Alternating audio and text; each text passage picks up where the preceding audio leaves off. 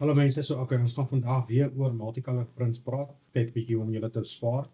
Soos julle weet, as jy hom so gaan print, wit een daar, rooi een daar, en slice hom, kom ons kyk hoeveel filament hy gaan gebruik, en dan wys ek vir julle hoe om dit minder te maak. So hy is geslice, nou kan jy sien, hy gaan 190 gram se filament in totaal gebruik, met 'n wastage van 137 gram.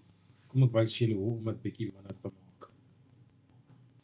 So wat jy dan moet doen is, jy gaan klik op jou settings tab, daarso, as jy sê print sequence daarso, en dan sê print by object, jy sê OK, en dan arrange jy hom vanaf daarso.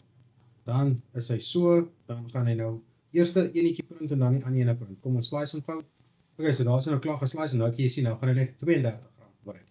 En ja, jy kan seker as jy wil, daai in die eerste print en dan daai ene print, maar partykeer het jy nie die tyd om te wag of jy moet ergens in ry. Jy gaan vanaf 2 prints in die gang sit en daar gaan jy. Maar ja, ek hoop dit het julle gehelp. Skree as daar nog iets is.